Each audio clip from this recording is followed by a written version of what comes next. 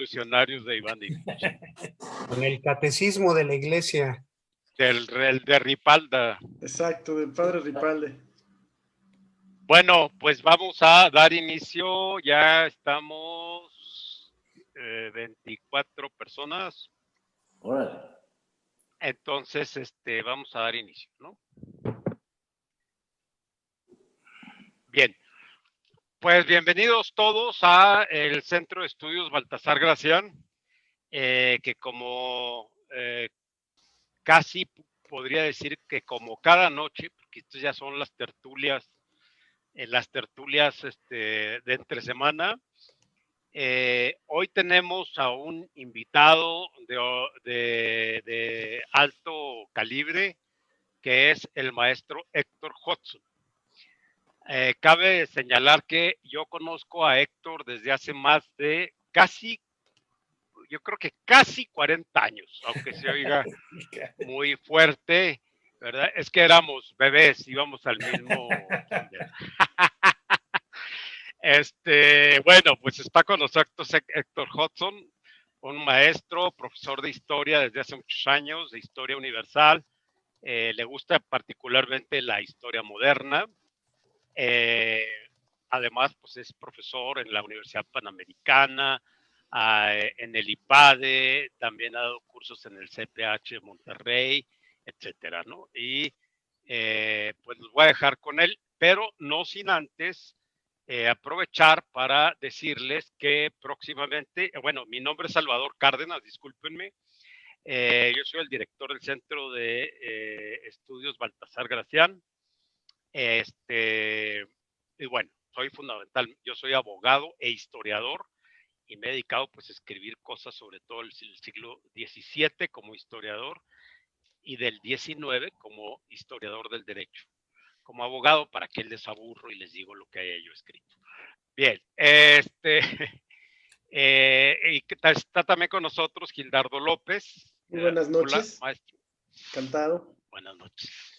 Él es maestro, también abogado y maestro en políticas públicas por la Universidad de Dublín y también por el Instituto Aaron Ofri de Israel. Bien, tenemos entonces los siguientes cursos, nada más les comento. El día 9 de diciembre de 7 a 8:30 daremos un profesor de la Universidad Autónoma de Zacatecas, experto en literatura política del barroco, y su servidor, que también me he dedicado a esos temas, una charla que se llama Imágenes del Poder, Literatura Emblemática en la Nueva España. Acceso libre, solamente se registran en nuestra página, que es www.bgracian.com. Y también está por iniciar un curso, sí no es de entrada libre, tiene un costo, pero todos nuestros cursos tienen un costo sumamente accesible, y lo va a dar un gran melómano, comentarista del radio y de las redes de música clásica, además de ser sumamente ameno, que es Gabriel García Yolí. Ideas para escuchar música clásica, 7, 14 y 21 de diciembre. Este es un seminario para que se apunten, ya sea en nuestra página o a este correo que aparece abajo y que lo volveré a poner más adelante. cestudiosbgracian@gmail.com. Ahí se pueden inscribir y ahí les dan mayores informes sobre costos y lo que necesiten saber. También tenemos el 16 de diciembre el curso, el seminario workshop, Soldados, Uniformes y Armamentos de Napoleón a la Segunda Guerra Mundial, donde vamos a hablar de la importancia de representar el poder a través de las armas, a través de las formaciones y a través de los uniformes. Es un tema muy interesante que yo tendré el gusto de comentar, y el expositor pues es la persona que yo conozca que más sabe de estos temas, me consta, que es Roberto López Vides, que está aquí entre nosotros. Y luego el 18 de diciembre, este es el 16, el 18, Esta es entrada libre, de soldados, uniformes y armamento. Apúntense, va a estar muy, muy interesante. Y el día 18 de diciembre, de 7 a 8:40, tenemos un workshop que voy a estar yo, su servidor, Salvador Cárdenas, con la doctora Margarita Becerra, que es, según dicen sus propios colegas, pues es la médica psiquiatra que más sabe sobre psiquiatría geriatra o de geriátrica. Es decir, sobre psiquiatría sobre el envejecimiento, que es, me refiero aquí a México, a mí me lo han dicho varios médicos, ella misma me invitó a dar un curso a la UNAM y de verdad que sabe mucho, aunque yo no soy psiquiatra, pero me invitó a hablar de otras cosas. Bien, pues entonces les dejo a ustedes aquí con Héctor Hodgson y con algunos comentarios que eventualmente podríamos hacer su servidor y Gildardo López, ¿verdad? Que somos codirectores del Centro de Estudios Baltasar Gracián. Bueno, pues quedan entonces ustedes. Nos vas a compartir la pantalla, entonces Sí, sí. si nos la compartes de una vez. Sí, vamos a compartir aquí la pantalla. A ver si ella Bienvenido, la Héctor. Gracias, gracias. Buenas noches. ¿Ya pueden ver la pantalla? Sí. Sí. Sí, en presentación, ¿verdad? Sí, Héctor. ¿Qué tal? Buenas noches a todos. Mi nombre es Héctor Hodgson, a sus órdenes. Por supuesto que les voy a platicar algunos temas relacionados con el tema del mundo actual. El mundo actual yo creo que está sufriendo varios cambios radicales, varios cambios muy llamativos, ¿no? Y que yo creo que nos van a impactar de una manera muy fuerte. Vamos a estar enfrentándonos a un mundo nuevo que va a impactar muchísimos rubros, nos van a impactar en la parte de educación, nos van a impactar en la forma de hacer negocios, nos van a impactar en la forma de comunicarnos y de relacionarnos con los seres humanos. Entonces, uno de los temas que yo creo que también pues estamos viviendo con un cambio radical es el tema de la guerra. Y bueno, pues un poco la idea es efectivamente compartirles algunas ideas pues de este mundo en guerra, un mundo actual que es tiene muchas aristas, muchos cambios, y la verdad es que es muy llamativo a lo que nos estamos enfrentando en estos años, ¿no? En estos últimos años, y precisamente cuál es el panorama que nos va a pintar el futuro. Entonces, bueno, pues un poco la idea de platicarles es platicarles algunas ideas clave para poder llevarnos el tema de una manera interesante. Yo creo que el objetivo de platicar con ustedes el día de hoy es, por un lado, contarles anécdotas, compartirles un poco de conocimiento, y también que este conocimiento sirva para ir alimentando un nuevo punto de vista, un enfoque de la vida, porque yo creo que es un tema que nos incumbe el estar hablando de temas humanos, de temas del mundo que de repente nos impactan de manera directa o nos impactan de una manera indirecta.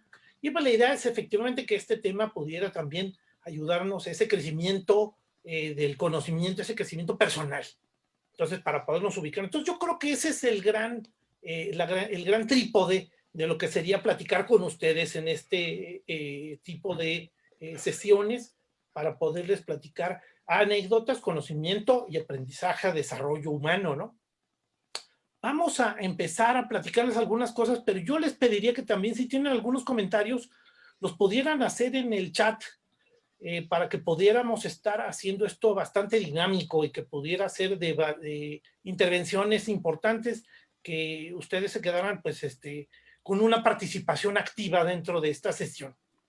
Y si quieren, pues empezando, no sé aquí cómo veas, Salvador, cómo veas, Gildardo, un poco el mundo en guerra. ¿Ustedes qué piensan del mundo en guerra? ¿Cómo lo ven? Héctor, bienvenido, muy buenas noches, bienvenidos todos, gracias, muy buenas noches a todos. Pues la guerra es un tema inherente prácticamente a la humanidad, prácticamente al grupo humano. Tal pareciera que apenas descubrimos el mundo y encontramos cómo agruparnos para causarnos daño. Y a partir de eso la vemos presente en la literatura, en la narrativa, a lo largo de toda la historia. Por un lado mostrando sus horrores, por otro lado exaltando valores, en fin. Pero al punto de que es difícil encontrar, yo no alcanzo a discernir si hay un momento en la historia del hombre en que no haya una guerra en algún lugar del mundo, como este mismo, donde no hay una sino varias. Y surge la pregunta, ¿es posible algún día por la vía racional terminar con la guerra? ¿O es como dice un personaje de literatura, es algo con lo que el hombre tendrá que aprender a vivir? Más allá de que le guste o no, es tal como la existencia de los bosques, de las piedras y de los océanos. Claro. Fíjate que quisiera tal vez hacer un armado con la idea que tú acabas de comentar. Y quisiera compartirles una idea interesante. El hombre debe de tener más o menos unos 150,000 años de existencia. Hay gente que lo ubica todavía un poquito más de tiempo, 200,000 años. En ese tiempo, el hombre se ha estado efectivamente enfrentando por diferentes razones, principalmente económicas, pero a veces han metido temas ideológicos, temas religiosos en el concepto de los enfrentamientos humanos, de las agrupaciones humanas. Yo creo que de todas maneras vale la pena, por ejemplo, destacar que durante muchísimo tiempo, más o menos se calcula que el 15% de la población moría en las guerras. Estamos hablando de todos los enfrentamientos que había en la prehistoria, todos los enfrentamientos que hubo entre griegos, con persas, egipcios, con grupos invasores, lo que serían los grupos romanos que invadían la parte celta, la parte de los galos, las partes germánicas. Ahí moría más o menos el 15% de la población humana en las guerras. Sucede que en el siglo XX, con 2 guerras espantosas que tuvimos, murió el 5% de la población. Entonces pasamos del 15 al 5, cosa que llama un poco la atención. Dice, mira qué curioso el dato, aunque también no podemos compararlo con las guerras terribles que hubo en el siglo XIX, las guerras napoleónicas, la guerra de secesión norteamericana, que fueron guerras espantosas. Pero de todas maneras estamos hablando de que la población muerta en guerras fue del 5%, contra ese contraste del 15% original. Y sucede que en lo que va del siglo XXI, en guerras se ha muerto el 1% de la población. Entonces, la verdad es que las estadísticas parecieran un poco pintar de manera halagüeña, aunque es cierto lo que tú dices, Gildardo. Yo creo que estamos hablando de que los enfrentamientos en guerras han sido enfrentamientos presentes a lo largo de toda la historia del ser humano, ¿no? Entonces, yo creo que también ha habido un poco de conciencia de 2 ideas clave en los últimos años. Uno es que la gente se ha estado dando cuenta, la población y yo creo que hasta los mismos gobernantes se han dado cuenta de que a veces esos enfrentamientos no generan los beneficios que antes se tenían. Por ejemplo, en las guerras napoleónicas del siglo XIX, había una invasión, había saqueos, había robos, y con eso se enriquecían otros países, se pagaban tributos en oro. Podemos hablar de un gran avance, por ejemplo, de los nazis cuando estaban en guerra en Europa, que hacían esas invasiones y que al final de repente contribuían a lo que sería el enriquecimiento porque se robaban pinturas, se robaban lingotes de oro y los llevaban a sus lugares de origen, y efectivamente eso generaba riqueza. Pero hoy esa riqueza ya no está presente como era ese momento previo hasta a lo mejor el siglo XX. Lo que sería ya el siglo XXI, nos enfrentamos a riquezas muy extrañas. Tú imagínate que de repente los talibanes invadieran, por supuesto que se pueden llevar 500 millones de dólares en oro en una invasión que hagan a ciertas regiones. Pero pues imagínate que invadieran, por ejemplo, no sé, Estados Unidos, y la riqueza no se encuentra ahí. O sea, tú te encuentras con que las empresas más importantes del mundo, Google, Apple, la parte de Facebook, invadieran Silicon Valley, se quedaran con ese territorio, pues sucede que eso no se lo llevan, no se lo pueden llevar. Entonces esa riqueza que de repente generaba una guerra ya no existe. Las guerras han cambiado también de concepto. Entonces ese concepto de repente también pudiera ser un elemento contribuyente a entender que las guerras han cambiado tanto de objetivo como de alcance como de beneficios al final de ese resultado. Ahora, yo quisiera compartirles algunas ideas que también contribuyen a lo que sería ese fenómeno de crítica a la guerra. Hay muchos esfuerzos por evitar las guerras y ocurren con mucha frecuencia, pero pues la verdad es que también ha habido esfuerzos porque esa frecuencia se disminuya, haya negociaciones. De todas maneras, las guerras tienen mucho impacto en las pasiones humanas. Son los fenómenos que generan pasiones intensísimas, una guerra. Al final, un enfrentamiento termina llevando a discusiones altamente acaloradas, ¿no? Vemos de repente un bombardeo de un helicóptero sobre una zona y decimos, oye, es que esto debe haber sido, no debe haber sido, y desata de repente esas pasiones, ¿no? Yo creo que también habría que llevarse aquí la idea de que gane quien comprende la lógica de la guerra y actúe acorde a la guerra. Y además de que cuenta vencer, cuenta cómo se triunfa. Podríamos decir que el número de muertos, por ejemplo, en Vietnam fue superior al número de muertos que hubo por parte de Estados Unidos. Vietnam puso, yo creo que 10 muertos, no, perdóname, me estoy quedando corto, 30 muertos por cada estadounidense muerto, y eso debería de contar como un triunfo, y sin embargo no es cierto, pues es al final una derrota. Y aun cuando de repente los ejércitos norteamericanos se consideraran los ejércitos que se hubieran retirado con cierto logro, por decir, bueno, pues es que logramos poner que alguna zona de Vietnam, una zona de ciertos lugares, pues se mantuviera bajo esas condiciones refugiadas, esas condiciones resguardadas por nosotros, ¿no?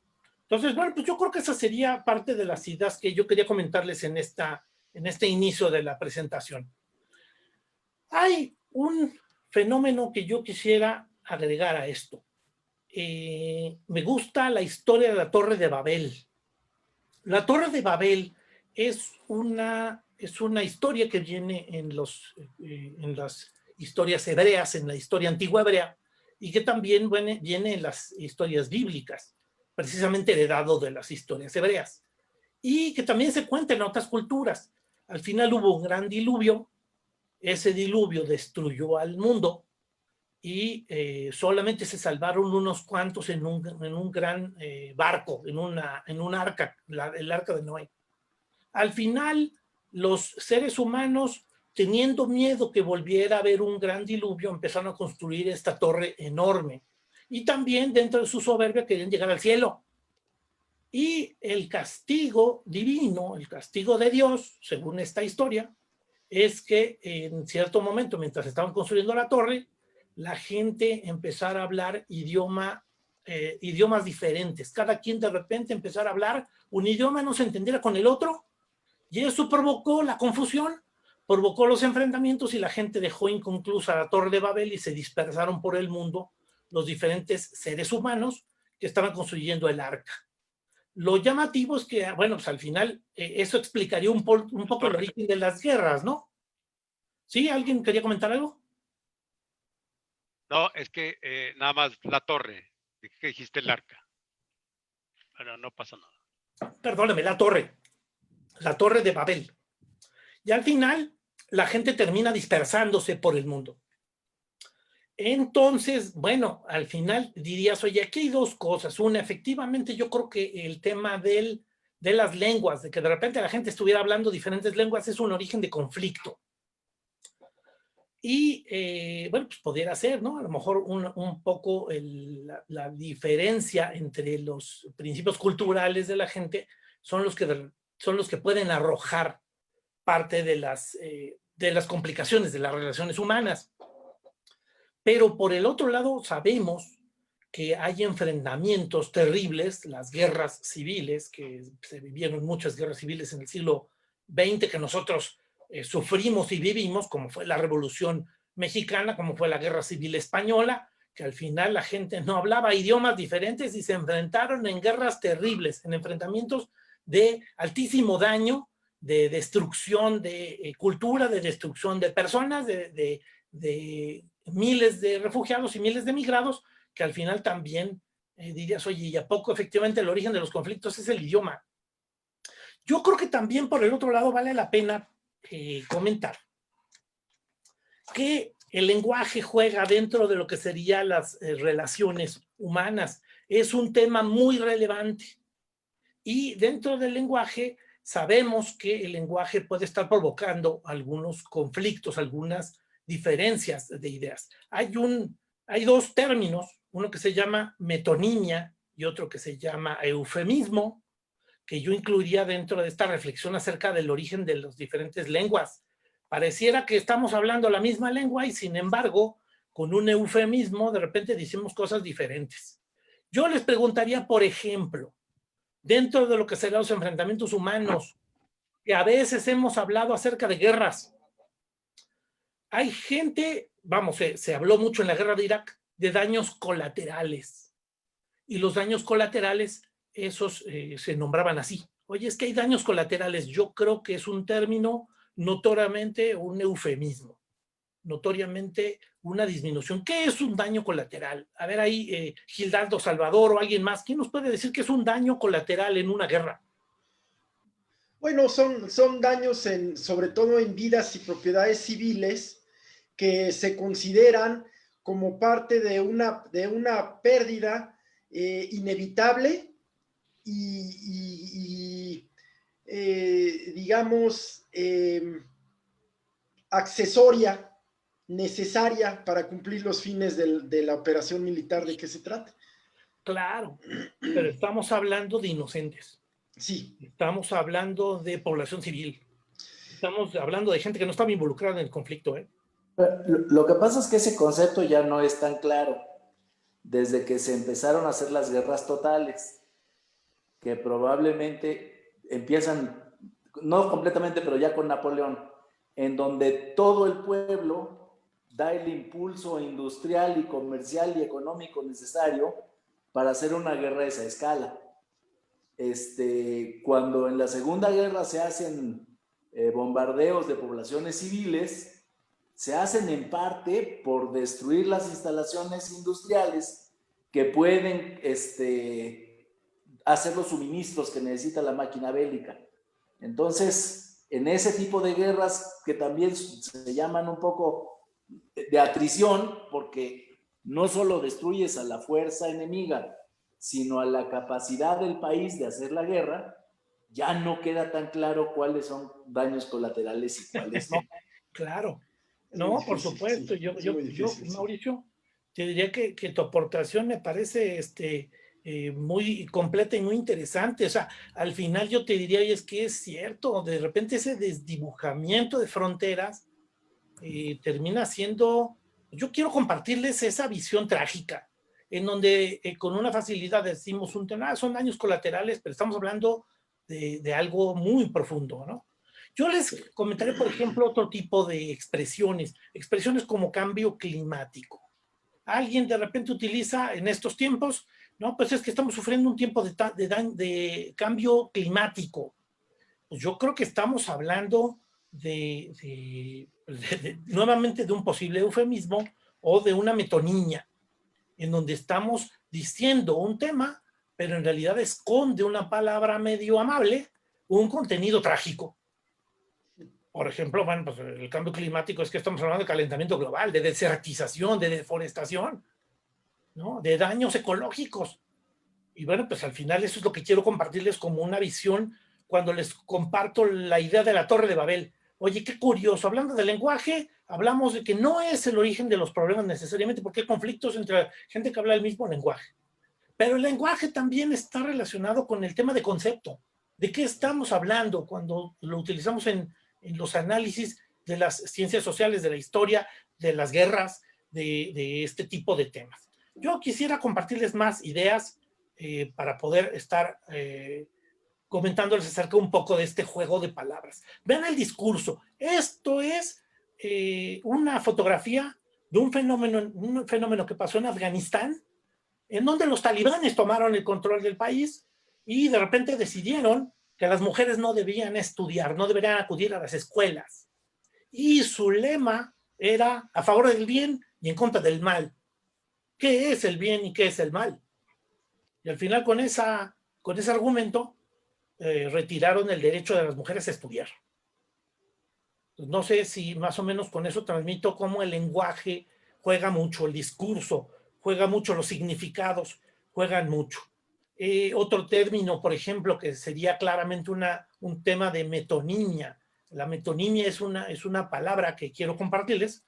Metonimia se refiere a hablar acerca de un contenido que tiene un propio significado por sí mismo. Ejemplo, hablamos de un cuadro y de repente lo llamamos un Picasso. Y Picasso era una persona. Entonces, podemos hablar acerca del cuadro. El cuadro fue pintado por Picasso y ya le hacemos el término como si fuera un término que agrupa un concepto. Entonces, esa es una metonimia. Por ejemplo, en el discurso de la guerra, hablamos de que el Kremlin y la Casa Blanca acordaron no continuar en algún acuerdo. Y bueno, pues la gente a la hora de estar hablando de la Casa Blanca entiende un concepto, pero el concepto es erróneo. Porque si estuviéramos hablando de la Casa Blanca, por ejemplo, alguien ahí nuevamente invitaría, ¿qué se entiende por Casa Blanca en mi ejemplo? ¿Qué se entiende por Casa Blanca? La Casa Blanca decidió retirarse del Acuerdo de París. El gobierno de los Estados Unidos, que tiene en Washington. ¿De acuerdo, Mario? Tú estás diciendo el gobierno de Estados Unidos, pero sucede que el gobierno está comprendido por la presidencia que vive en la Casa Blanca, pero también por el Congreso que vive en el Capitolio, bueno, que desarrolla su trabajo en el Capitolio. Y sucede Sí, claro. que puede ser que estemos hablando que el Capitolio o los congresistas están pensando diferente al presidente y el presidente fue el que decidió.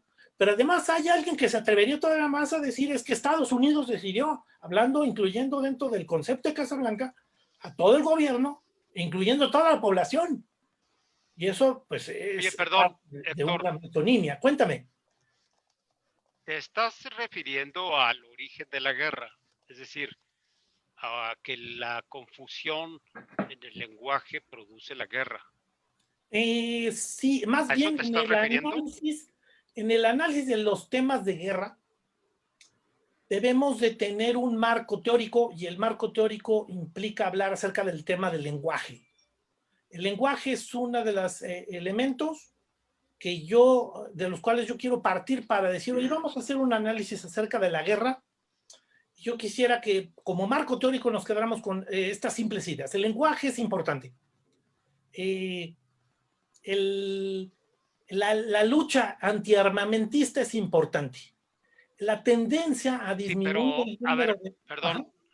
oye, perdón que te interrumpa, pero te refieres al lenguaje como causa, no. Hace un momento Roberto López Vides mencionó en el chat que parte del lenguaje de la guerra son los uniformes, pero ahí ya no estamos hablando de un problema de lenguaje causal. Es decir, yo quisiera nada más que nos aclararas, si estamos hablando de una confusión en el lenguaje como causa de la falta de entendimiento que nos lleva a la guerra, o de la confusión en el lenguaje como estrategia dentro de la guerra. Fíjate No sé que si me explique la diferencia, porque en el primer caso, pues son los desacuerdos normales que hay en la historia. En el segundo caso, no es un desacuerdo, sino es simplemente una estrategia de confundir al enemigo con un lenguaje que incluso lo distraiga y cobrar ventaja tú, ¿verdad? Claro. Entonces, Bueno, a lo y mejor mira, y yo te valdría agregaría aclarar esta diferencia del lenguaje y la guerra. claro, y yo te agregaría a eso que estás comentando, Salvador. Yo te agregaría lo que comentó, perdóname, no recuerdo la persona que me dijiste que habla acerca de los uniformes, pero el uniforme también es un Roberto lenguaje. López Vides. Sí. Roberto nos dice, oye, los uniformes. Yo creo que los uniformes es un mensaje. Los uniformes es un tipo de lenguaje que está implícito en la guerra. O lo fue, al menos. Puede ser, efectivamente. Yo creo que sigue siendo importante el tema de los uniformes como un elemento del lenguaje, ¿eh?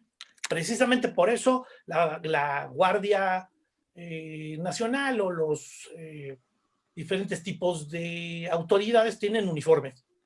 Ahora, bueno, son temas que yo quisiera, nada más estamos Perdón, hablando de aquí un marco. quería comentar, Roberto, algo. Sí, Roberto. Mira, a reserva de que en mi exposición pienso ampliar un poco esto, el lenguaje en sí mismo que te transmite, lo que te transmite el uniforme es no solo el periodo o la rama de la milicia a la cual pertenece un individuo, sino, no sé si han visto los listoncitos que tienen luego en el pecho, eso te habla de su carrera, de sus logros, 5 años de perseverancia, 10, 15 de permanencia, cursos de paracaidismo, etcétera. Entonces, ya sería la reducción a la persona de un lenguaje militar militarizado, ¿no? Sí, sí, por supuesto. ¿Cómo el tema del lenguaje tiene demasiadas elementos que contribuyen a este mismo tema? Y efectivamente, bueno, yo creo que vale la pena aclarar dónde está implícito hablar del lenguaje, en el análisis, en la causa, en los elementos implícitos dentro del conflicto o en las interpretaciones. Por ejemplo, ve nomás aquí lo que dice George Orwell. Todos los bandos utilizan el lenguaje para hacer que las mentiras suenen como verdades y hacer aparecer como respetables los asesinatos y darle un aire de solidez a lo que no es más que retórica, ¿no? Vamos, me parece un tema bastante actual hablar acerca de que el tema del lenguaje requiere rigor, está implícito en la guerra y está implícito en los conflictos y es un tema sumamente complejo. Hay gente que dedica su vida completamente a esto. Tenemos a un gran pensador actual como Noam Chomsky que ha dedicado toda su vida al tema del lenguaje, ¿no? Por supuesto, bueno, yo creo que hablando de temas tal vez un poquito más entendibles y más simples que el lenguaje, hablaríamos también del tema del gasto militar. El gasto militar, las inversiones que se tienen sobre cantidades bestiales de dinero, sobre producción militar, de repente activan la economía. Hay teóricos que afirman la pandemia de 2020 ha generado tal parálisis en la economía de los diferentes países que necesariamente próximamente tiene que haber una guerra, porque necesitamos activar la economía. Yo no sé si esa teoría la compartan todos o les parezca viable, les parezca algo posible, pero a mí me parece efectivamente un tema de mucha tensión. Oye, ¿será cierto? Porque efectivamente algunas guerras se han explicado por la reactivación económica, ¿eh? La misma crisis del 29 del siglo XX termina detonando los movimientos de los años 30 que generaron la Segunda Guerra Mundial, pero pareciera que la Segunda Guerra Mundial está implícita, una de sus causas, en la crisis económica.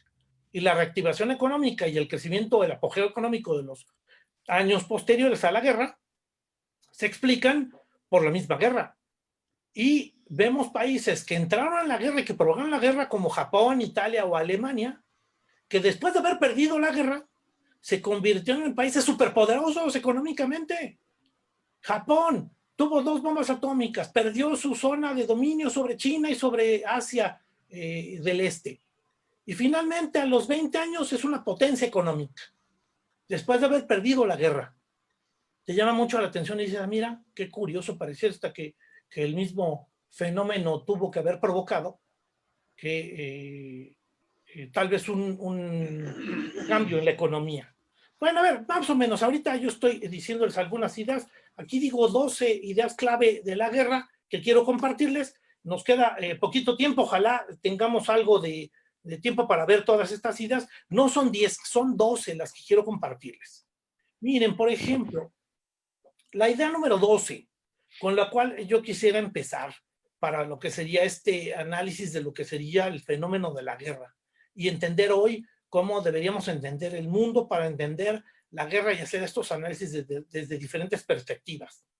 Hay personajes, aquí está la fotografía de un señor que se llama Thomas Friedman, que afirma que la Tierra es plana, contrario a lo que había dicho y había descubierto Cristóbal Colón, dice, fíjate que la Tierra es plana.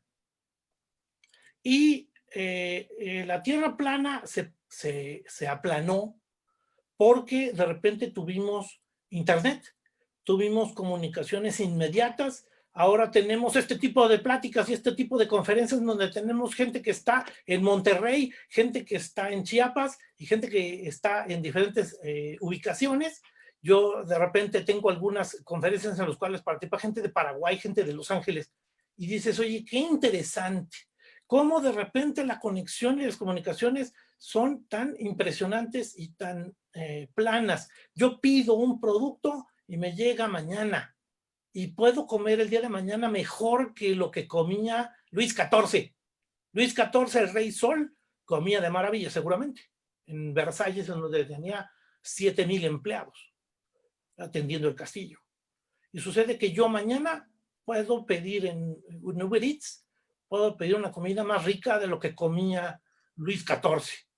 Entonces eso es un poco un fenómeno interesantísimo. Y él dice, ¿sabes qué? Es que el mundo tiende a aplanarse y a conectarse por todos lados.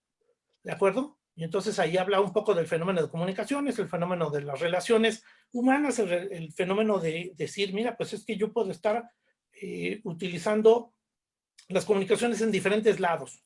Un call center que me atiende, me puede atender ahorita en la India, y después me atienden en Sudáfrica, dependiendo del horario, y luego me atienden en Puerto Rico.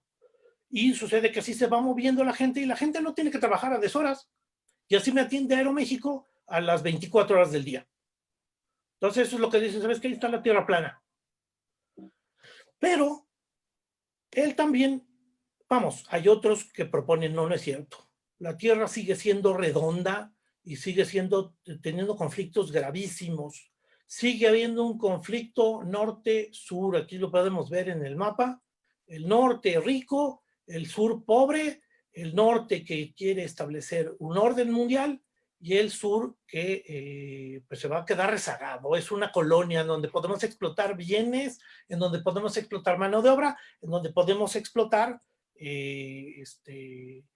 producción o hasta consumo. Nosotros producimos para que ellos consuman. Y bueno, pues al final eso es parte de una explicación diciendo, no es cierto, la Tierra no es plana, la Tierra es redonda, y aquí tenemos un fenómeno que explica parte del fenómeno de la guerra. Yo no sé ustedes qué opinan, si creen que la Tierra es plana o creen que la Tierra es redonda. Yo les invitaría a que pusieran ahí su comentario en el chat. Yo les diría otra idea que quiero mezclar. A todo esto hay un personaje, un estudioso de Harvard, que se llama Samuel Huntington. Y Samuel Huntington dice que actualmente los enfrentamientos, él lo explicaba desde los años 60, pero poco a poco se hace más patente su visión, diciendo los enfrentamientos se dan por el choque de civilizaciones. Esa civilización moderna, liberal, grecorromana, que se enfrenta, cristiana y judía, que se enfrenta a los árabes y al mundo de Oriente Medio, y eso explica los enfrentamientos y la crisis geopolítica. Explica, por ejemplo, un tipo de guerra, que es la que sufrimos ahora mucho, que es precisamente el terrorismo, en donde la gente está asustada, pero vives el terrorismo de manera diaria, ¿no? Vas al aeropuerto porque tienes que hacer una plática en Monterrey, y a la hora de que llegas al aeropuerto ya te hacen que te quites el cinturón, que te quites los zapatos, que saques todo de tus bolsillos, que pases por un marco en donde te están vigilando, no, regrésate a ver otra vez, y todo eso es un impacto del terrorismo. Vives como víctima del terror. Oye, pero, Cuéntame. perdón, Héctor, pero el terrorismo en sentido estricto no creo que sea guerra, ¿o sí? Es decir, yo creo que es muy importante defender hasta cierto punto la guerra, ¿no? Acabo de comprar un libro que se llama Un terrible amor por la guerra, de James Hillman, que les recomiendo, está bastante interesante. A lo que me refiero es lo siguiente, el pacifismo exacerbado de quienes piensan que toda guerra es perversa de suyo, es peligroso. ¿Por qué? Porque nos guste o no nos guste, nos parezca ético o no, los seres humanos tenemos eso que los antiguos romanos le llamaban en latín la cupiditas belligerandi, que es la tendencia, el amor, quiere decir cupiditas, el amor hacia la guerra. Entonces, digo esto por lo siguiente, negar la guerra a través de un pacifismo radical es sumamente peligroso, porque de todas formas nos vamos a pelear. Mejor es que asumamos esa realidad y la reglamentemos. Entonces, yo creo que la guerra es, para mí, es el encuentro entre dos grupos de contendientes, pero de manera reglamentada. Si no está reglamentada, no es una guerra internacional, sino es una guerra civil en la que hay odio. En la guerra reglamentada no hay odio, hay enfrentamiento de rojos contra azules. ¿Por qué te mato? Porque eres azul. En la guerra civil, donde no hay leyes, te mato porque te odio, porque yo soy Tutsi y tú eres Hutu, ¿no? Y el terrorismo, me parece que yo creo que no sería bueno incluirlo dentro de la categoría guerra, porque ni siquiera es una guerra, desde luego, una guerra internacional que tenga reglas, no lo es. Y una guerra civil, difícilmente se puede considerar que el terrorismo sea una guerra civil. El terrorismo yo creo que es una forma de desgastar políticamente a un régimen más que una guerra. Bueno, ese es mi punto de vista, ¿no? Sí, sí, por supuesto, no. Oye, y yo creo que es una idea súper rica y contribuyente esta reflexión que estamos teniendo ahorita. Yo lo contrastaría lo que tú estás diciendo con dos conceptos. Uno, hay un concepto que ha surgido últimamente, bueno, últimamente debe de tener unos 30 años como tal, que se le llama a cierto tipo de guerra, y es efectivamente la guerra que estamos viviendo ahora, según ese concepto, que estamos hablando de la guerra de cuarta generación. Esa teoría habla acerca de una guerra de primera generación en las guerras napoleónicas, una guerra de segunda generación durante la Primera Guerra Mundial, donde hay una evolución tecnológica importante y una aportación de bloques nacionalistas. Habla de una guerra de tercera generación en la Segunda Guerra Mundial, en donde los bloques nacionalistas hacen un planteamiento estratégico, en donde ciertos grupos se dividen los ataques por diferentes territorios y por diferentes lugares y con diferentes objetivos, para hacer un planteamiento estratégico complejo. Y la guerra de cuarta generación es una guerra de desgaste, en la cual efectivamente hago guerrilla, hago ataques a campamentos de soldados, hago diferentes atentados a las vías de comunicación, pero hago terrorismo. El terrorismo está incluido dentro de ese concepto de la guerra de cuarta generación como uno de los temas. Yo lo contrastaría junto con otro concepto. No, tal vez tú dices, oye, es que el terrorismo no es una guerra, pero sucede que en 2001 se declaró la guerra contra el terrorismo. Es como decir, oye, ¿y el narcotráfico es una guerra? Tú dices, pues no lo sabemos, o es terrorismo. El narcotráfico, los cárteles son terroristas.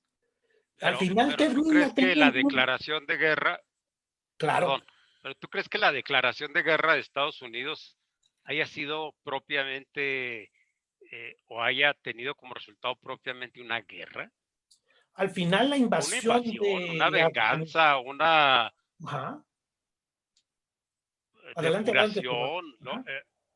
No, digo que quizá habría que utilizar otras palabras, pero yo soy muy defensor de que la guerra la acotemos, porque si no se nos puede difuminar y entonces terminamos diciéndole guerra al pleito que tiene tu Claro. gato contra el No, perro. no, y estamos hablando de un tema muy confuso, muy en donde juegan muchos elementos que al final dices, bueno, vivimos en una guerra o no vivimos en una guerra, podemos hablar de ciertas intervenciones a ciertos países como un tema de guerra. Vamos, Exacto. claro que sí, quiero abrir, oportunamente quiero decir, oye, tienes toda la razón, la discusión es válida y el cuestionamiento es necesario, ¿eh? Oye, ¿y de qué estamos hablando cuando hablamos de Dice guerra? Roberto López Vides que sí es guerra, que se llama guerra asimétrica. Claro, claro, el concepto de guerra asimétrica también sería uno de los elementos que tienen que intervenir dentro de esta misma discusión, ¿eh? A mí me parece un tema, por supuesto, que da para mucho. Yo creo que deberíamos estar, por supuesto, diferenciando a lo mejor cierto tipo de enfrentamientos bélicos. Ahora déjame aportarte algunas ideas adicionales. Exacto. La verdad es que además a ver si nos da tiempo de platicar todos los elementos, porque yo te metería dentro de la discusión a otras variables. Y lo hago más confuso todavía lo que tú estabas contribuyendo y lo que queremos meter dentro de la misma olla para discutirlo. Las armas de destrucción masiva. Este armamento que al final, bueno, pues por supuesto que justificó la intervención de los Estados Unidos en Irak. Al final se dice, es que como hay armas de destrucción masiva en Irak, vamos a invadir. Y al final hubo una intervención en el país, hubo un enfrentamiento bélico. Ahorita dentro de la misma discusión estamos diciendo, ¿fue guerra? ¿No fue guerra? ¿Fue parte de la guerra contra el terrorismo porque ellos defendían a los talibanes? ¿O es parte del mismo problema? Y al final te incluiría dentro de esto que además a la hora de que finalmente mataron a Saddam Hussein, lo ahorcaron y lo grabaron en un celular y después estuvieron distribuyendo esas imágenes y esa película en diferentes lados, que hasta George Bush terminó diciendo, bueno, es que creo que sí debíamos haberlo matado de otra manera. Al final también, a la hora de invadir e ir revisando Irak, no encontraron las armas de destrucción masiva, no existían. Entonces dices, bueno, ¿y todo esto podemos decir que no es guerra? ¿O sí fue guerra? Y además es un ejemplo para los demás. Mira nada más aquí, por ejemplo, dentro de los datos que quiero compartirles, los 5 poderes nucleares originales. Estados Unidos tiró sus 2 bombas atómicas en Hiroshima y Nagasaki, había hecho pruebas con grabaciones de películas, demostraciones publicitarias de que tiraba sus bombas atómicas. Y se sabe que hoy más o menos tiene unos 5,800 a 10,000 cabezas nucleares. Están en diferentes lados, están en aviones, están en almacenes, están en submarinos y están distribuidos en diferentes lugares. Hay cabezas nucleares tierra a tierra, están en Turquía, apuntadas hacia Moscú. Entonces al final tú dices, mira qué impresionante y qué riesgoso. Rusia, heredera de la Unión Soviética, conservó entre 5,800 cabezas nucleares y 16,000. Hizo su primera prueba en 1949. Entonces, ambas pruebas, la de Estados Unidos del 45 y la de Rusia, la de la Unión Soviética en el 49, fue por tecnología alemana que los nazis no tuvieron tiempo de preparar. Pero, por ejemplo, mira, Gran Bretaña tiene menos de 200,000. Mira, les pido que recuerden este dato. Gran Bretaña tiene menos de 200,000 bombas nucleares. Francia tiene 350. China tiene 130. Ve este dato. La India tiene entre 40 y 50 bombas atómicas. Hizo una prueba nuclear en 1974. Pakistán, la última, la hizo en 1998 y tiene entre 30 y 52 cabezas nucleares. Corea del Norte hizo sus pruebas, bueno, esta tabla está desactualizada porque sus últimas pruebas nucleares fueron 2, que hizo en 2017 por arriba de la zona geográfica de Japón.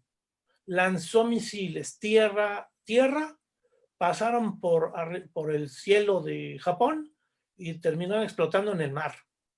2 bombas atómicas.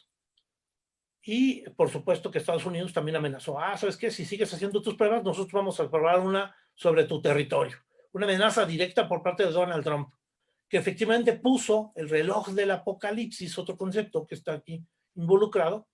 El reloj del apocalipsis es un concepto que metió la Universidad de Chicago. La Universidad de Chicago, que después ha reconocido la ONU como un elemento importante. La Universidad de Chicago decidió hacer un estudio, un posible escenario de destrucción total de la Tierra.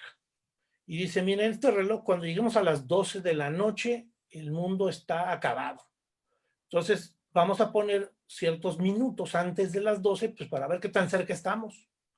Y en 2017 lo puso al 3 para las 12. Ese número nunca se había tenido, ni siquiera en la crisis de los misiles de Cuba del 63. Entonces, la verdad es que, bueno, del 62, perdón, me estoy confundiendo la muerte de Kennedy con la crisis de los misiles. Y,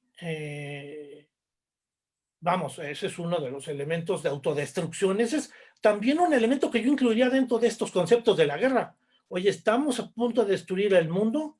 Las bombas atómicas existentes pueden destruir el mundo 5,000 veces. Algo sumamente irracional. Israel. Muy bien. Todavía... ¿Sí? Héctor, estamos ya casi llegando al tiempo para poder atender preguntas y comentarios. Claro, qué lástima, porque tenemos muchas ideas. Interesante, no, pues qué bueno, pues eso no es de lástima, eso es, a mí me da gusto, porque eso quiere decir que te podemos volver a invitar para que continuemos hablando de estos temas. Claro que Entonces, sí. si quieres nada más alguna conclusión y pasamos a preguntas y respuestas. Por supuesto. Ya al final, bueno, pues aquí vemos a Israel, ¿no?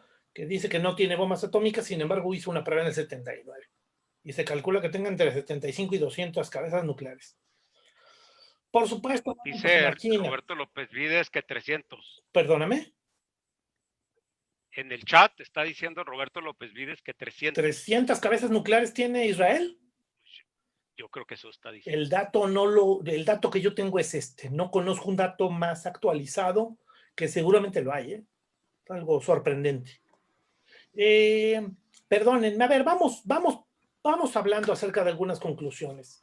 Yo creo que el tema de la guerra es un tema sumamente complejo. Está metido, aquí puse yo el imperialismo y es tal vez la última idea porque quiero meter aquí la geopolítica. La geopolítica que juega entre un mundo moderno que pareciera que cuando hablamos de imperialismo y colonialismo estamos hablando del siglo XIX, y sin embargo es un tema que bien pudieran decir, oye, pero también es un tema actual, porque hoy el imperialismo no consiste en esa invasión de ejércitos sobre la India, o ejércitos sobre Sudáfrica, o ejércitos sobre México como Napoleón III, sino estamos hablando de que hay un mundo imperializado económicamente. Hay materias primas en juego, hay mano de obra en juego, hay mercados en juego, hay controles migratorios diciendo, ¿sabes qué? Tienes que controlarme que no pase gente, si no te amenazo con una guerra económica, que también podremos decir, oye, pero una guerra económica no es una guerra, y sin embargo el lenguaje nuevamente aquí juega contra nosotros, ¿no? Y bueno, pues al final yo creo que son algunas de las ideas, nos quedamos con muchas ideas en la bolsa. Temas de doctrinas, muy bien, qué bueno. Temas de migración, temas de narco, temas de diferentes rubros que yo hubiera querido comentarles. Es un tema muy amplio y por supuesto pues yo diría que el tema de la guerra también es un tema de temor, de mucho miedo. Para decir, oye, no, la guerra es algo terrible. Los daños son muy duros. Yo recomendaría como parte de un acercamiento el último libro de Arturo Pérez Reverte que se llama Línea de Fuego. Habla acerca de, unas narraciones de soldados que se enfrentaron a la guerra en la Guerra Civil Española.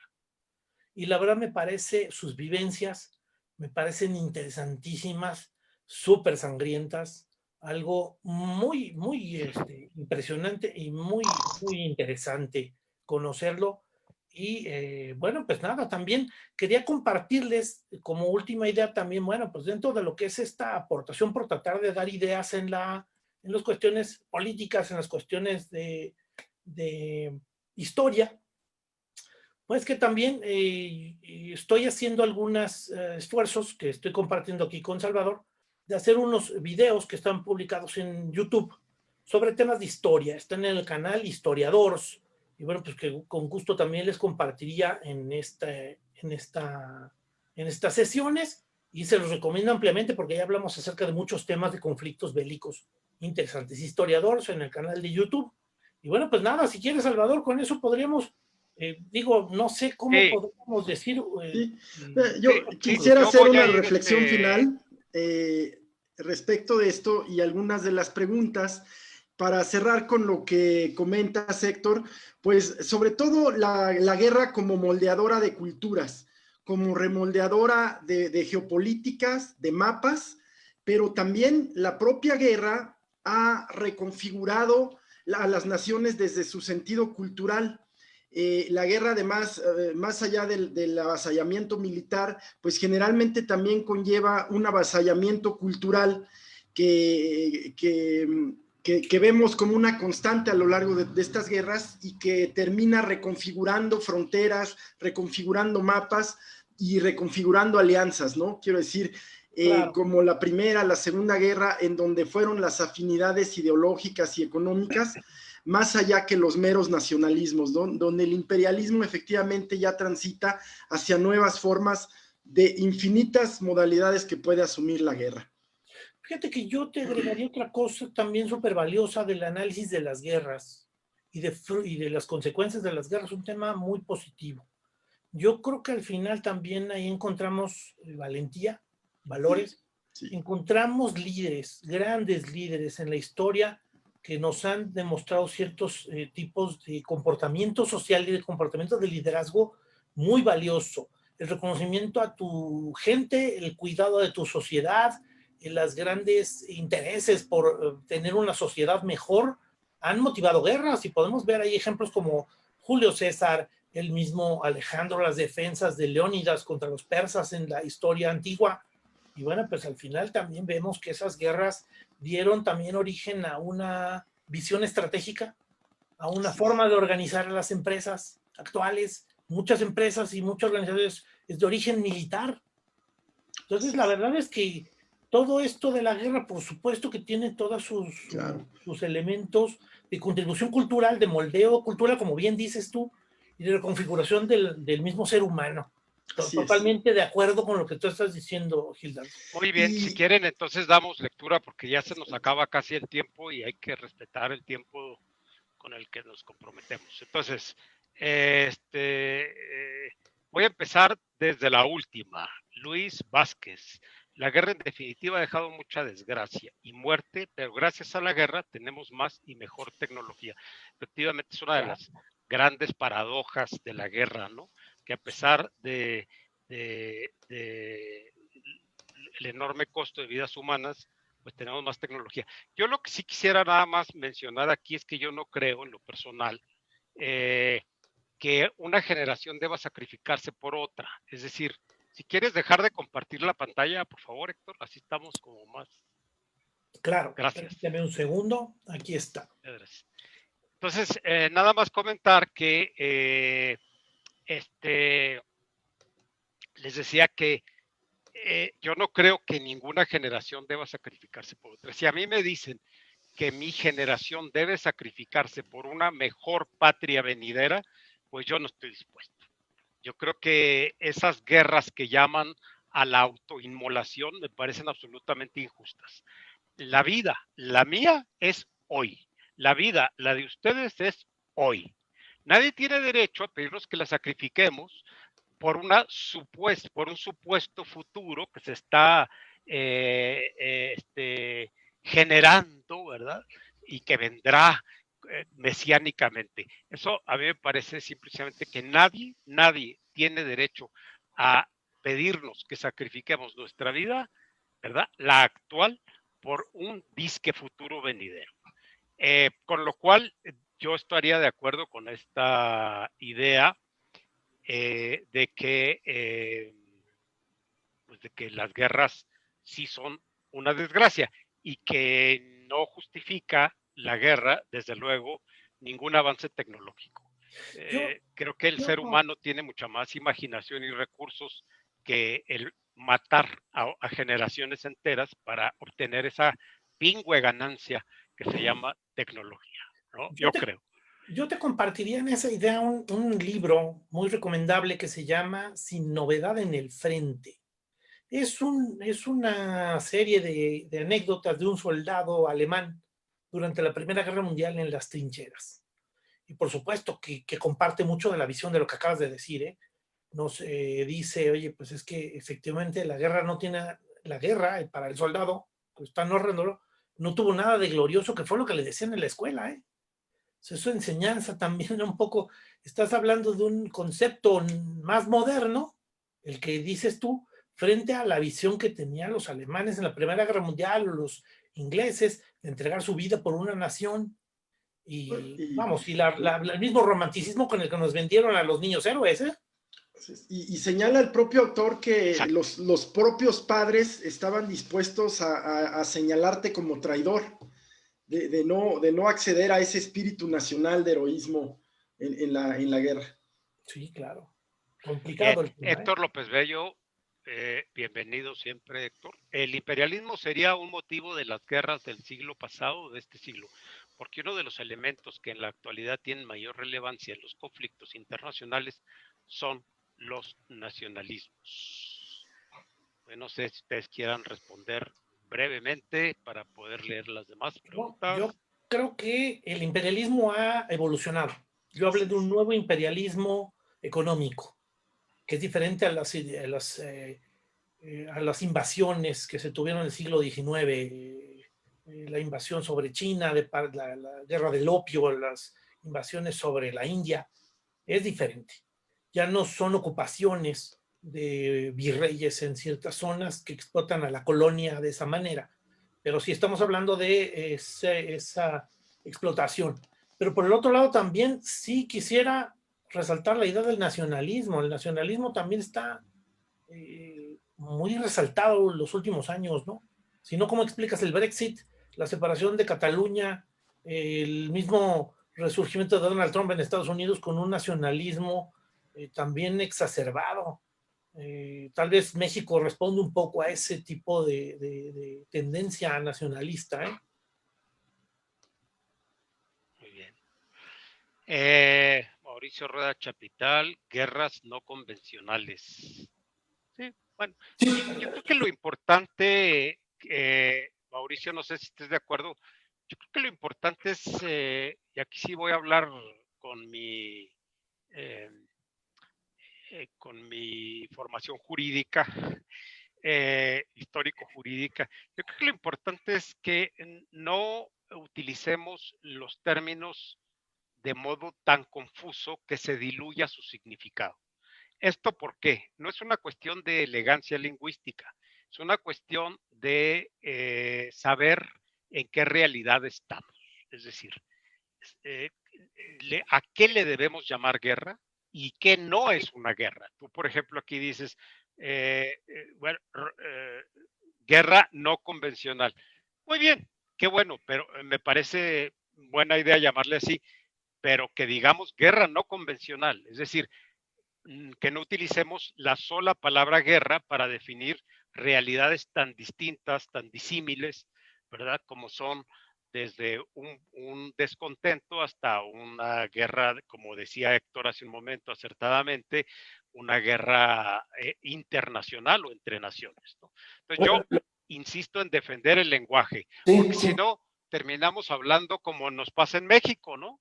Que utilizamos una sola palabra para todo, ¿no? Claro. Sí, güey. Y con eso, el sí, güey, ya eso quiere decir estoy de acuerdo, quiere decir me parece maravilloso, quiere decir qué buena idea, quiere decir no te entendí, pero está bueno lo que estás diciendo. Todo con una sola expresión. Entonces, eso, si no defendemos el uso del lenguaje correcto, como en este caso, llamarle guerra solo a lo que es guerra, o tratar de definir qué es la guerra, y cuando digo definir, digo acotar, entonces nos perdemos y entonces le llamamos guerra a lo que no es. ¿Por qué esta importancia? Pues porque, por ejemplo, si algo ha avanzado la humanidad en materia de beligerancia ha sido reglamentar la guerra. Y el primero o los primeros que han ido en contra de la reglamentación que ellos convocaron son los gringos. Los gringos, por ejemplo, hay un convenio, se me fue la palabra, el de Ginebra, que ¿cómo? Tratado. Sí, de Ginebra, que establece que no se pueden publicar los cuerpos de los muertos. ¿Quién fue el primero que violó esa y muchas otras reglas de la guerra? Estados Unidos. Y esto, insisto, es importante porque entonces, si ya le llamamos guerra incluso a ese acto tan deleznable, tan detestable como estar publicando cuerpos de muertos, eso no es guerra, eso es una salvajada, eso es una barbarie. La guerra es parte de nuestra civilización. Es decir, en la medida en que la hemos reglamentado, hemos avanzado para no destruirnos. Es muy distinto el que yo te diga, Héctor, nos vemos mañana en Chapultepec, elige las armas a las 6 de la mañana y nos vamos a enfrentar a duelo. ¿Verdad? A que yo llegue a tu casa con un machete, rompa la puerta y te dé con el machete. Oye, en los dos te voy a matar. Pero la enorme diferencia es que en el caso del duelo estoy atenuando la violencia y la agresividad humana por medio de reglas. En el segundo Lo que pasa es la violencia sin límites. Pero yo diría que el hecho hay una novela muy militarista, un autor de ciencia ficción, Robert A. Heinlein, en donde él dice que en este eufemismo que se utiliza en la guerra, uno muere igual en un incidente de frontera que en una gran batalla. Lo que quiero decir es que más allá de la definición jurídica o formalista que se haga, una guerra es todo conflicto armado, todo conflicto armado. ¿Cuántos años lleva en guerra Israel? Toda su vida formal. ¿Cuántas guerras formales ha declarado? 4. Una. El 67, ¿Cuántas guerras lleva? Última, ¿no? 30, por ejemplo. La guerra de Birmania, por ejemplo, desde los años 40, o la propia guerra de Corea, que hubo una declaración formal, no hubo una declaración formal, no ha habido ciertamente un acto formal de armisticio, por ejemplo. Formalmente no ha terminado. Así es. La guerra adopta muchas modalidades, civil, efectivamente, hasta la psicológica, ¿no? Se ha considerado siempre como connivente al propio conflicto armado. Claro. Pero el caso es que, bueno, ahí tenemos, por ejemplo, el caso de una nación moderna, Israel, cuya cultura nacional está formada en función de la guerra. El carácter nacional de los israelíes, pues es un carácter formado del conflicto permanente, de la amenaza permanente. Imagínate que en Israel el servicio militar de los hombres son 3 años y el de las mujeres 2. Sí. O sea, y no hay forma de evitarlo, no hay de que una mordida en general, no. Y todos tienen que pasar por ahí, porque además para ellos es una escuela de la patria, es una forja de lo que es el Estado de Israel. De nacionalidad. Eso no es un ánimo nada más militarista, es además inculcarles el amor por su país. Y no es un amor religioso, es algo más derivado de una idea sionista de tener una patria para todos los judíos del mundo. Yo diría 2 ideas breves. Yo creo que comparto mucho la visión de Salvador diciendo debería haber mucho rigor en el manejo del lenguaje. Pero por el respecto a otro la lado guerra. también debería haber mucha visión crítica del lenguaje, porque está rodeado de eufemismos y metonimias, palabras que incluyen un significado y entonces dices otra cosa Así es, y sí. el eufemismo es muy engañoso. Lo que Sí, pasa es que en el totalmente. caso de la guerra es un concepto multívoco, que además ha cambiado mucho durante la historia.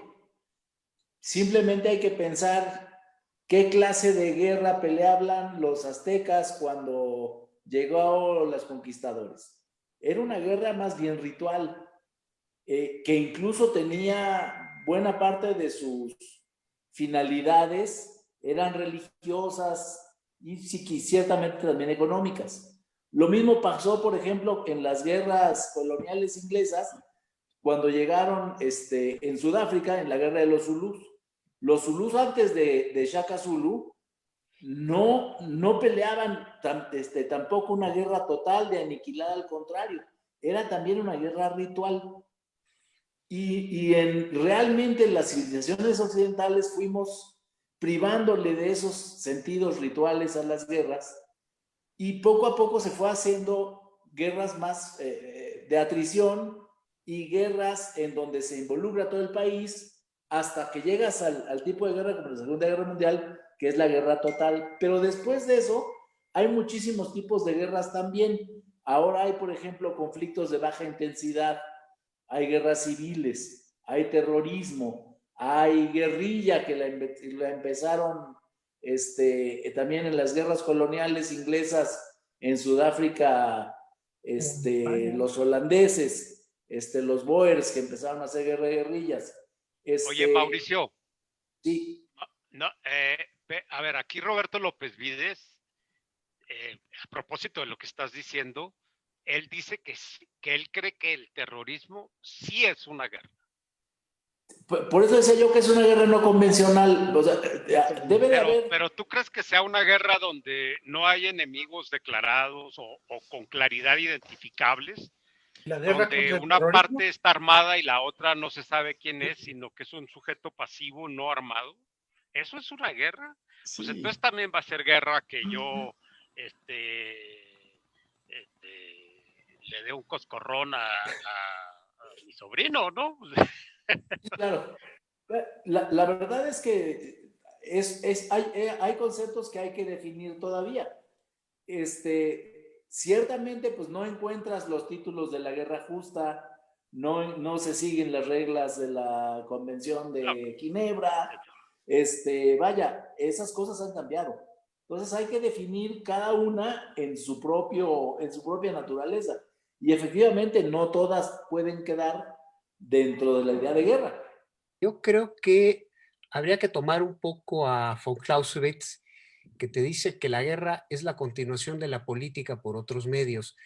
Yo creo que, por ejemplo, en el terrorismo hay un fin político. Se claro. trata de que un grupo terrorista, a través de actos de violencia extrema, lo que están buscando precisamente es imponer una agenda política, que también puede ser una agenda racial para defender a una minoría o una agenda nacionalista, como lo fue el caso del IRA en Irlanda del Norte, porque ellos lo que buscaban era sacarse a los británicos de encima. Y digo, esa es una guerra. Hay un fin político que era reunificar a Irlanda como una república y quitarse de encima al yugo británico. yo creo, Roberto, que Clausewitz, cuando dice que la guerra es la política por otros medios, se refiere a la actividad política, no a la ideología política. Es decir, la actividad política es la discusión, por ejemplo, lo que estamos haciendo ahorita, pues es una especie de actividad política. Es la Así es. discusión, el reconocer desacuerdos. Cuando nuestros desacuerdos nos lleven a ya no entendernos, entonces nos vamos a dar de coscorrones y cerrar el Zoom y nos vamos a mandar bombas a nuestras casas.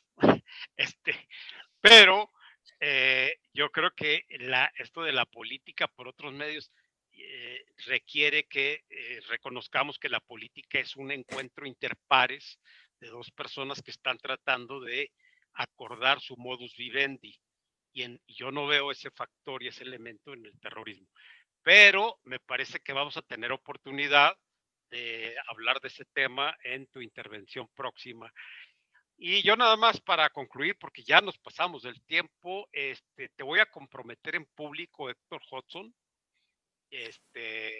a que nos des un seminario sobre específicamente a mí me encantaría que fuera sobre la guerra, las guerras de Israel, pero no sé si te estoy metiendo en un berenjenal. En cambio, sí te he oído hablar sobre las guerras napoleónicas, y que me parece que cualquiera de las dos. No, si quieres, no te comprometas tanto, pero sí te comprometo para que nos hables ya de concretamente, más que de conceptos, de los procesos militares, que es muy interesante cuando yo te he oído hablar de eso respecto a las guerras napoleónicas. Ahora, si pudieras lo de Israel, sería muy bueno, ¿no? Habíamos hablado de un seminario de 4 sesiones hablando de la historia de la guerra, de las guerras napoleónicas a la actualidad. Sigue siendo un reto en 4 sesiones, pero es un approach, es un acercamiento muy sabroso. Pero ¿cuál es la prisa? Pues podemos hablar de una guerra y luego de otra y luego de otra, que al cabo hay tiempo para hablar de las guerras, ¿no? Muy bien, pues no sé si haya alguna otra cosa, si no... Una gran felicitación a Héctor, qué bárbaro, qué exposición. Revolucionario. Para mí el concepto de lenguaje no lo había visto así, como algo a ese nivel. Yo me iba más bien al lenguaje en materia de uniformología y otro tipo de cosas. Entonces, te felicito de veras. Gracias, muchas gracias. Oye, por favor, a tus órdenes, muchísimas gracias. Agradezco. Pues a nombre del Centro de Estudios Baltasar Gracián, te damos las gracias. Gracias, Héctor. Siempre eres ágil, yo no sé si decirlo y no te vayas a sonrojar, pero además de erudito, eres muy ameno. Entonces te felicito, te agradezco y ya quedaste emplazado para el 2021. Muchísimas gracias, claro que sí, a tus órdenes, a las órdenes aquí de todos nuestros compañeros. Veo varias personas aquí conocidas, Pablo, María América, a Mariano Baylis, ¿no? Les agradezco mucho su participación y que estemos platicando esto. Muchísimas gracias, Muchas gracias, Héctor. Bienvenidos todos. Muy buenas noches. Y les recordamos que está próximo nuestros cursos, el 9 de diciembre, Imágenes del Poder, Literatura Emblemática en la Nueva España, y el de Música Clásica, que está por empezar el día 7 de diciembre. Dije noviembre, es diciembre. Me faltó saludar gente. López Vides, que participó ahorita, tiene también su exposición el 16 de diciembre y que esperamos todos con gran expectativa. ¿Qué decías, Héctor? Me faltó saludar a algunas personas, a Ruth Gutiérrez, le mando un grandísimo saludo. A Nuria Hudson, que también está viendo aquí la sesión. Muchísimas gracias, De apellido me suena. Gracias. Muy bien. Muchas gracias a todos. Buenas noches, gracias a todos. Y no se les olvide que está por empezar el curso de música clásica, que para mí es uno de los cursos favoritos del Centro de Estudios. Hasta luego, buenas noches. Gracias, hasta luego. Gracias, Héctor, gracias, Gildardo, gracias, Eunice. Buenas noches, hasta luego. Gracias, gracias a todos. ¿Quieres ya cerramos el salón? No, sí, ya podemos cerrar el salón. Por dentro y por fuera. Gracias, Héctor, un abrazo. Muchas gracias, Héctor. Muchísimas gracias, pues estamos platicando. Mucho que platicar. Hasta luego. Muy bien. Hasta luego. Abrazo.